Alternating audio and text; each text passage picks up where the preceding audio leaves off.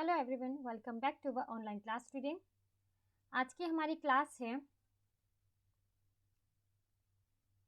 Biotechnology BSc second year student के paper first की third unit को लिया गया है, स्ट्रक्चर ऑफ एटम्स। उसी में ही ये आपका आज पार्ट 7 हम पढ़ने जा रहे हैं, जहाँ पर हम एटॉमिक मॉडल में रुदरफोर्ड एटॉमिक मॉडल के बारे में पढ़ने जा रहे हैं। Let me introduce myself, professor Rukaiya, and welcome back to my online class today.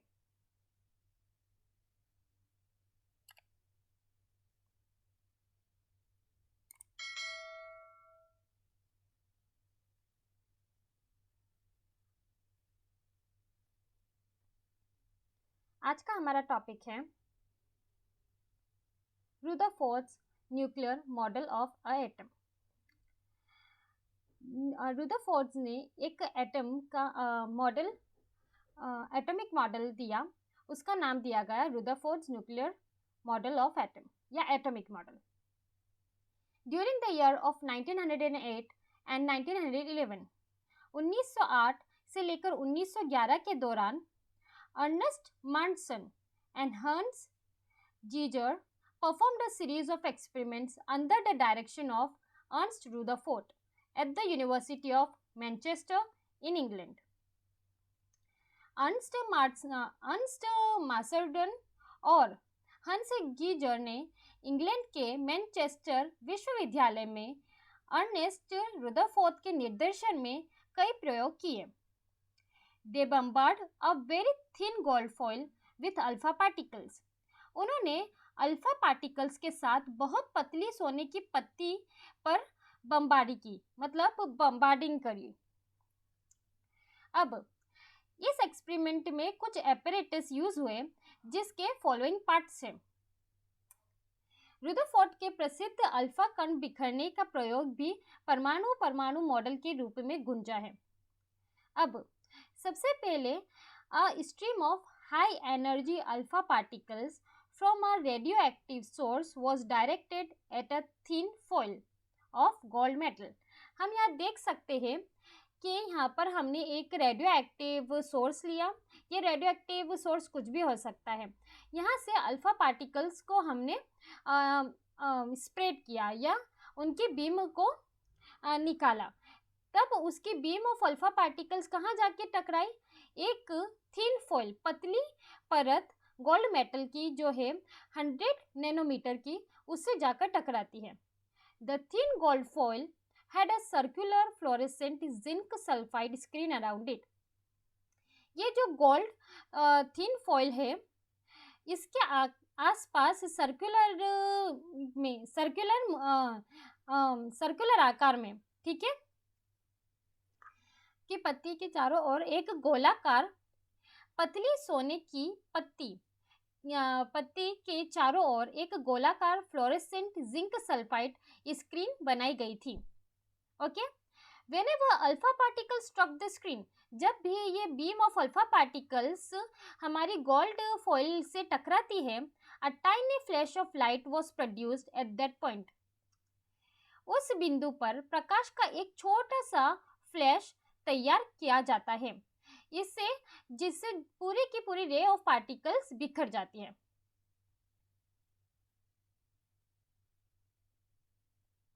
अब हमने देखा कि जब हमने गोल्ड फॉइल बीच में रखी थी और उसके आसपास हमने जिंक सल्फाइड की स्क्रीन लगाई थी, और जब हमने जो हमारा जो रेडियो एक्टिव सब्सटेंस है, वहाँ से अल्फा पार्टिकल्स निकलकर गोल्ड फॉइल पर टकराती है और उसके चारों ओर एक जिंक सल्फाइड की स्क्रीन है। उस पर टकराने से हमें जब भी जिंक सल्फाइड पर वो ray of beam of alpha particles जाकर टकरा रही है, तो एक रोशनी जैसी, मतलब एक स्पार्क जैसा निकल कर बाहर आती है, एक लाइट शो होती है जिंक सल्फाइड की स्क्रीन पर, जिससे हमें पता चलता है कि पर्टिकुलर बीम ऑफ रे, okay, beam of particle, alpha particle की एक बीम कहाँ जाकर टकरा रही है। अब इसके रिजल्ट क्या माने गए थे? Result of scattering experiment. मतलब स्कैटरिंग एक्सपेरिमेंट के परिणाम काफी अप्रत्याशित थे। मतलब जितने भी हमने रिजल्ट देखे स्कैटरिंग एक्सपेरिमेंट में वो बहुत ही अनएक्सपेक्टेड थे। मतलब हमने ये सोचा नहीं था कि इस तरीके के एक्सपेरिमेंट में रिजल्ट आएंगे। क्योंकि अगर हम थॉमसन मॉडल ऑफ एटम के बारे में फिर से पढ़े, क्योंकि सबसे पहला मॉडल ऑफ द एटम दिया गया था थॉमसन के द्वारा। उन्होंने कहा था the mass of each gold atom in the foil should have been spread evenly over the entire atom. पत्ती में प्रत्येक सोने के परमाणु का द्रव्यमान पूरे परमाणु पर समान रूप से फैलना चाहिए। Alpha particles had enough energy to pass directly through such a uniform distribution of mass।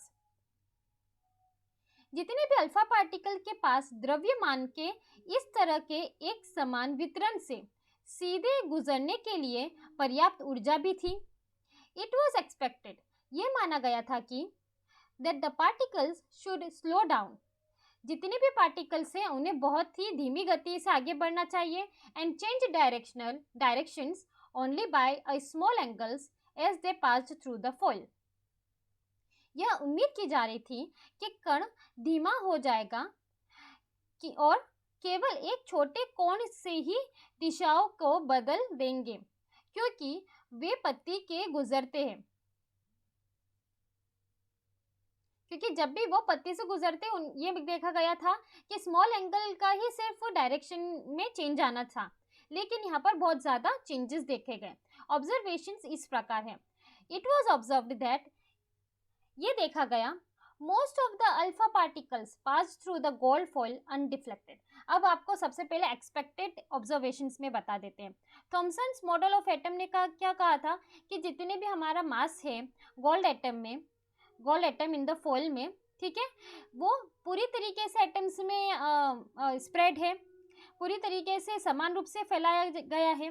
ठीक है, अगर समान रूप से फैला गया है पूरे ही गोल्ड एटम्स में पार्टिकल्स का मास, तो alpha particles had enough energy to pass directly through such a uniform distribution of मास।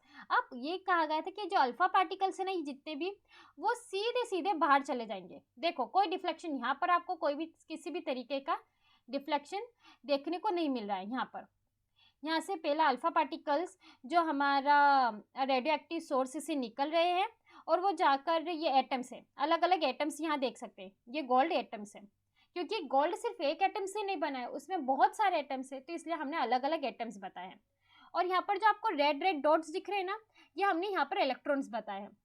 हमने नहीं बताया, ये माना जा रहा था थॉमसन्स मॉडल ऑफ एटम के हिसाब से, कि मतलब समझ लो हर एक एटम में इलेक्ट्रॉन्स इसी तरीके से जैसे तरबूज में बीज दबे हुए होते हैं, उसी तरीके से इलेक्ट्रॉन्स आसपास के पूरे पॉजिटिव चार्ज में दबे हुए हैं। तो जब भी इस तरीके का यूनिफॉर्म डिस्ट्रीब्यूशन ऑफ मास होता है, तब अल्फा पार्टिकल्स इजीली उसमें से चले जाते हैं, कोई भी उन्हें रोक नहीं पाता है। ये it was expected that the particles should slow down, ये माना गया था कि जब यहाँ से वो जाएंगे, गुजरेंगे गोल्ड एटम्स में से, तब उनकी गति धीमी हो जाएगी और या तो ज़्यादा से ज़्यादा छोटे से एंगल में ही डिफ्लेक्शन देखने को मिलेगा, बस इतना माना गया था। लेकिन जब ऑब्जर्व किया गया स्कैटरिंग एक्सपेरिमेंट में, तो ये देखा गया that most of the alpha particles pass through the gold foil undeflected. अब ये देखा गया कि ज़्यादातर जितनी भी अल्फा पार्टिकल्स की रेस थी वो गोल्ड फॉइल में से, मतलब आसपास उसके अंदर जितने भी गोल्ड एटम्स हैं वहाँ से अनडिफ्लेक्टेड ही बाहर निकल गई, मतलब किसी भी तरीके का उसमें चेंज ही नहीं आया। समझ लीजिए अनडिफ्लेक्टेड का मतलब होता है कि वहाँ से उनको किसी भी तरीके का रोक आया ही नहीं, मतलब उनकी गति भी स्लो नहीं हुई, वो चलते भी चले गए और कोई प्रॉब्लम भी नहीं आई। यहाँ पर उनकी किसी भी तरीके की जो रेज पास हुई, अल्फा रेज की पार्टिकल्स की रेज जब भी गोल्ड फॉइल पर से पास हुई, तो उनकी गति में किसी भी तरीके की रुकावट नहीं आई, वो एक समान ही निकलते चले गए और किसी भी छोटा छोटा डिफ्लेक्शन, मतलब छोटा छोटा उनमें किसी भी तरह का समान वितरण के सीधे गुजरने के लिए पर्याप्त ऊर्जा थी।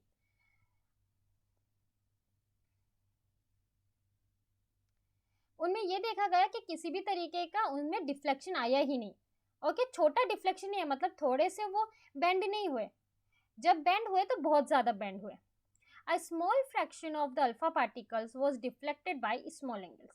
अब कुछ अल्फा पार्टिकल्स जब आए तब वो स्मॉल एंगल्स, हमने कहा था कि बहुत छोटे एंगल्स में ही डिफ्लेक्शन होना था, लेकिन वो स्मॉल एंगल से डिफ्लेक्ट हुए इतने। ये वाला जो आप देखोगे ये डिफ्लेक्टेड रे है, जो अल्फा पार्टिकल से गुजरी तो सही लेकिन वो डिफ्लेक्टेड हो गई। A very few alpha particles, that is एक अल्फा पार्टिकल्स में 2000 bounce back, that is were deflected by nearly 180 degree.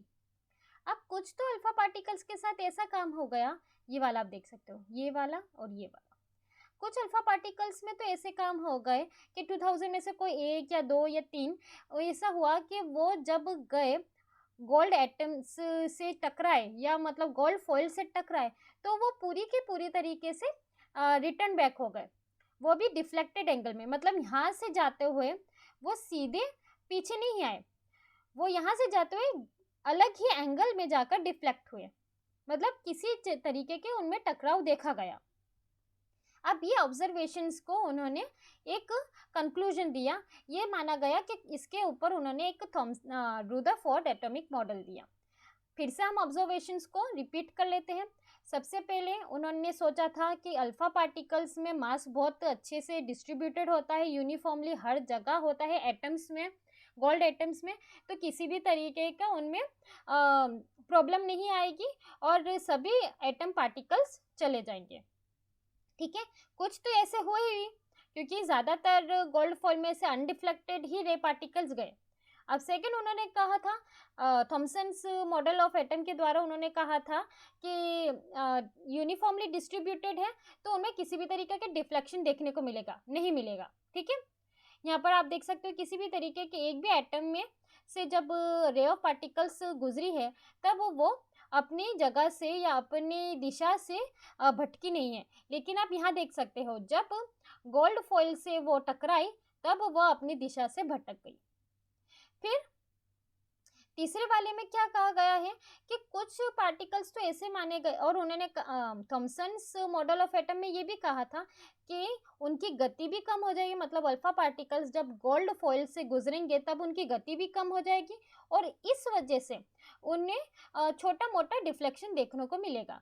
लेकिन हमने ये देखा कि सबसे पहले जब अल्फा पार्टिकल्स उसमें से गुजरे तो उनकी गति कम नहीं हुई। सेकेंड, जब वो कुछ पार्टिकल्स रे ऑफ पार्टिकल्स गुजरे तब उनमें बहुत बड़ा डिफ्लेक्शन देखने को मिला, मतलब इतना बड़ा कि वो अपनी दिशा से भटक गए।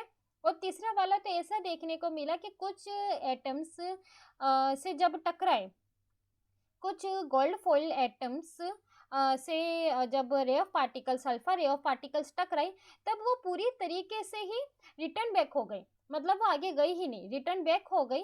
और रिटर्न बैक तो हुई और साथ में वो भी अलग एंगल्स में, यहाँ पर आप देख सकते हैं अलग अलग एंगल्स में जाकर रिटर्न बैक हुई। तो इसका क्या ऑब्जर्वेशन जो हमने देखा, इसका क्या मतलब हो सकता है, उसका क्या परिणाम हो सकता है, इसे आगे समझाया गया। अब on the basis of observations, टिप्पणियों के आधार पर Rutherford Drew the following conclusions regarding the structure of atoms. परमाणु की संरचना के बारे में निम्नलिखित निष्कर्ष निकाले गए। अब सबसे पहला निष्कर्ष ये निकाला गया, most of the space in the atom, बहुत सारी जो जगह है एटम में इज एम्प्टी, वो खाली है।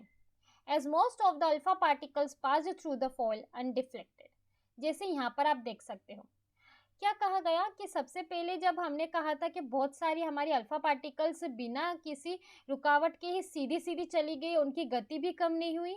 ये इसीलिए हुआ क्योंकि ये माना गया कि जितनी भी हमारा एटम है, एटम में बहुत सारी जगह 70 to 50 to 60 to 70% जगह जो होती है एटम में वो खाली होती है, एम्प्टी होती है। तो ये देख सकते हैं, ये फर्स्ट रे विदाउट डिफ्लेक्शन चली गई, सेकेंड रे भी विदाउट डिफ्लेक्शन, थर्ड रे भी विदाउट डिफ्लेक्शन। ओके, इस तरीके से बहुत सारी रेज जो विदाउट डिफ्लेक्शन बाहर चली गई। A few positively charged alpha particles were deflected, लेकिन ये भी सच है कि कुछ अल्फा पार्टिकल्स, जो रेस थी अल्फा पार्टिकल्स की, वो डिफ्लेक्ट कर गई, मतलब वह अपनी जगह से या अपने दिशा से भटक गई। The deflection must be due to the repulsive force, showing that the positively charged of the atom is not spread throughout the atom, as Thomson has presumed. कुछ सकारात्मक आवेशित अल्फा कण विक्षेपित किए गए। विक्षेप प्रतिकारक बल के कारण जितने भी डिफ्लेक्शन हुए, ठीक है, वो किसके वजह से हुए? प्रतिकारक बल के कारण। प्रतिकारक बल के कारण होना चाहिए दिखा रहे हैं कि परमाणु के सकारात्मक आरोप परमाणु भर में ही नहीं फैला है के रूप में थॉमसन माना था। अब थॉमसन ने ये माना था कि जितने भी एटम्स हैं, जितने भी एटम्स में इलेक्ट्रॉन्स एक बीजों की तरह अंदर घुसे हुए होते हैं या एम्बेडेड होते हैं, लेकिन ये देखा गया कि जब हमारा पॉजिटिव चार्ज सिर्फ बीच में जितनी भी एटम्स में बीच में जितनी भी अल्फा पार्टिकल्स रे जाके स्ट्राइक हुई, वही जाके डिफ्लेक्ट हुई है। तो ये माना गया कि ज़रूरी नहीं है कि पॉजिटिवली चार्ज्ड जो चार्ज मास है हमारा, वो हर जगह अच्छे से फैला हुआ होगा। Atom is not spread throughout the atom. Okay, charge of the atom is not spread throughout the atom as Thomson has presumed.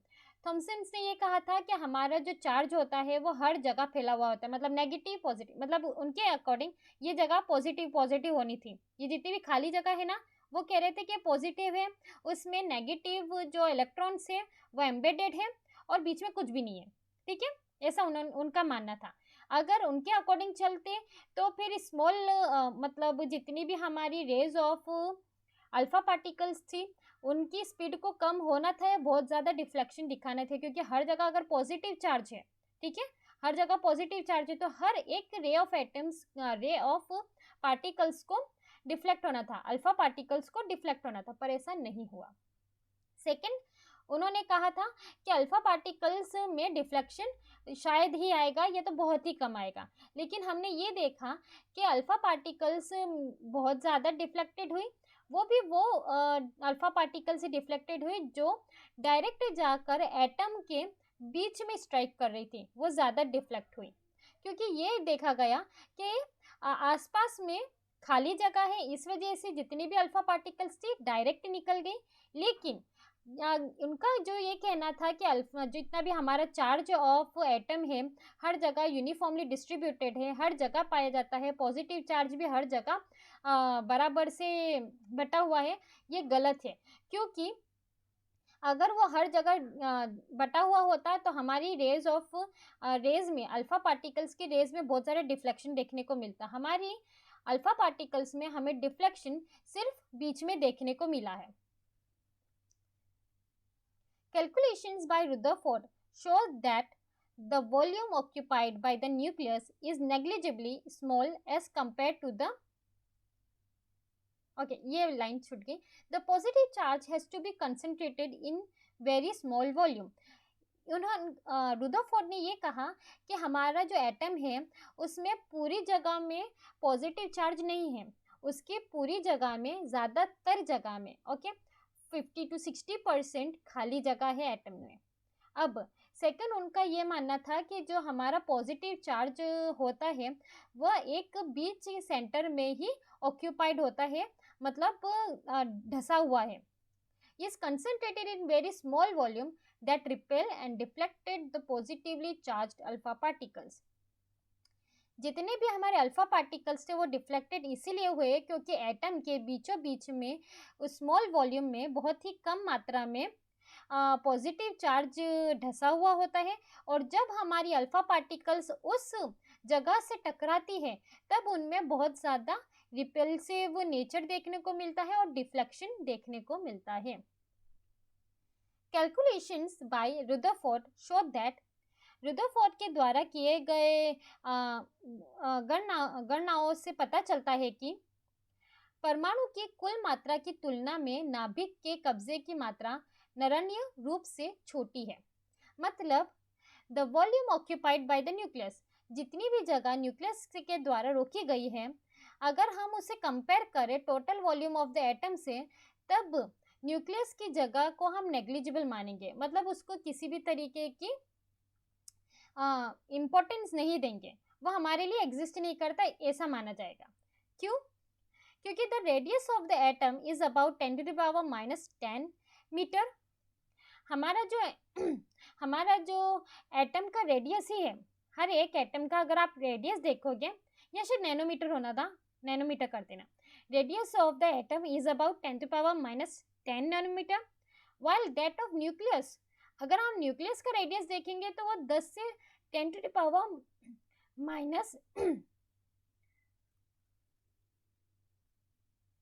लेकिन अगर हम न्यूक्लियस का रेडियस देखेंगे तो वो सिर्फ 10⁻⁻5 नैनोमीटर है। इससे हम ये भी एक एग्जांपल के द्वारा समझ सकते हैं कि अगर हम difference in size by realising that if a cricket ball, अगर हम किसी क्रिकेट बॉल को लेते हैं और उसे समझते हैं कि वो हमारा न्यूक्लियस है, समझ लीजिए ये क्रिकेट बॉल है, जो बीच में हमारा न्यूक्लियस है वो एक क्रिकेट बॉल है, और उसका radius of the atom would be about 5 kilometre. और फिर हम देखें कि रेडियस ऑफ द एटम, अकेली इतनी जो रेडियस है ना एटम की, वही 5 किलोमीटर है। मतलब अगर आप कोई क्रिकेट खेलने गए और आपने वहाँ एक छोटी सी बॉल ले ली, ठीक है, छोटी सी बॉल जो हमारे हथेली में ही बंद हो जाती है, इतनी बॉल ली आपने, अगर उस बॉल को हम समझ लें न्यूक्लियस, और हमारे पूरे क्रिकेट ग्राउंड को हम समझ लेते हैं एटम, और वो क्रिकेट ग्राउंड एटम का रेडियस ही अकेला 5 किलोमीटर है, तब जो हमारा रेडियस ऑफ बॉल है उसे नेग्लिजिबल ही मानेंगे, क्योंकि उसकी मात्रा में नगण्य रूप से छोटी होती है। जितनी भी हमारे परमाणु की कुल मात्रा की तुलना में नाभिक के कब्जे की मात्रा नगण्य रूप से देखी जाती है।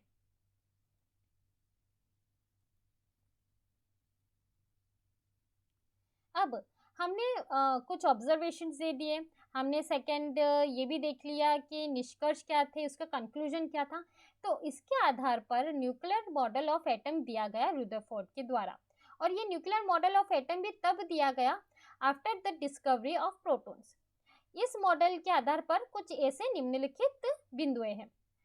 The positive charge and most of the mass of the atom was densely concentrated in extremely small region. जितना भी पॉजिटिव चार्ज है, ये तो बहुत ज़्यादा मास ऑफ द एटम, वो बहुत अच्छी तरीके से सकारात्मक आवेश और अधिकांश द्रव्यमान अत्यंत छोटे क्षेत्र में घनी रूप से केंद्रित होता है। उस छोटे पोर्शन ऑफ एटम को, उस छोटे से केंद्रीय को, एटम के छोटे से केंद्रीय पोर्शन को हम कहते हैं न्यूक्लियस। उसे न्यूक्लियस कहा गया है रुदरफोर्ड के द्वारा। The nucleus is surrounded by electrons. Nucleus electrons के द्वारा सराउंडेड होते हैं, that move around the nucleus with a very high speed in circular paths called orbits. जितने भी नाभिक इलेक्ट्रॉनों से घिरा हुआ होता है, जो हमारा न्यूक्लियस है इलेक्ट्रॉनों से घिरा हुआ होता है, जो कक्षाओं नामक परिपत्र पथों में बहुत अधिक गति के साथ नाभिक के चारों ओर घूमते हैं। ये वाली लाइन मैं फिर से आपको समझा देती हूँ। नाभिक इलेक्ट्रॉनों से घिरा हुआ होता है, जो कक्षाओं नामक परिपत्र पथों में बहुत अधिक गति के साथ नाभिक के चारों ओर घूमते हैं। 10 ऐसे सर्कुलर पाथ्स को ऑर्बिट्स कहा जाता है, जो बहुत ही तेजी से घूमते हैं। उन्हें electron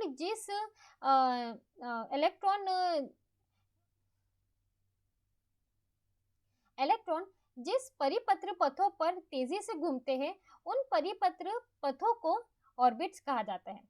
Thus, Rutherford's model of atom resembles the solar system. Rutherford ने ये माना कि उनका जो एटॉमिक मॉडल उन्होंने दिया है वो सोलर सिस्टम से बहुत ज़्यादा ही मिलता है। इस प्रकार रुदरफोर्ड का परमाणु का मॉडल और मंडल जैसा दिखता है, सौर मंडल जैसा दिखता है। सोलर सिस्टम के समान ही उनका एटॉमिक मॉडल है। In which the nucleus plays the role of sun, जहाँ पर जिसमें जो हमारा सूर्य का कार्य कर रहा है nucleus, and the electrons that of revolving planets, और हमारे इलेक्ट्रॉन्स है अलग अलग प्लैनेट्स, जहाँ पर इलेक्ट्रॉन्स ग्रहों के भूमिका निभा रहा है। Electrons and the nucleus are held together by electrostatic force of attraction. Rutherford के द्वारा यह भी माना गया है जो इलेक्ट्रॉन्स और नाभिक को एक साथ आकर्षण के द्वारा ही इलेक्ट्रोस्टैटिक बलों द्वारा ही धारण किया जाता है। अब जैसे हम सभी जानते हैं, जैसे रुदरफोर्ड ने बताया कुछ कमियां जो थॉमसन से एटॉमिक मॉडल में थी, इसी तरीके से रुदरफोर्ड ने इतने अच्छे से एटॉमिक मॉडल को समझाया, लेकिन फिर भी वो कुछ बिंदुओं को समझाने में असक्षम रहे। उन ड्रॉबैक्स को ऑफ रुदरफोर्ड एटॉमिक मॉडल कहा जाता है। अब रुदरफोर्ड एटॉमिक मॉडल में कुछ खामियां इस प्रकार है। परमाणु की स्थिरता को समझाने में अक्षम रहे। फर्स्ट पॉइंट ये है, this atomic model is unable to explain the stability of an atom. Atom की स्टेबिलिटी को समझाने में असक्षम रहे। सेकेंड पॉइंट ये है, atomic model of Rutherford is unable to explain the line spectra of the electron. Electron के line spectra को समझाने में भी असक्षम रहे। Third point, unable to explain the electronic structure. जो इलेक्ट्रॉनिक जो संरचना है उनको भी समझाने में असमर्थ रहे। कौन? Atomic model of Rutherford. इस प्रकार से आज हमारा रुदरफोर्ड का एटॉमिक मॉडल समाप्त होता है। Thank you.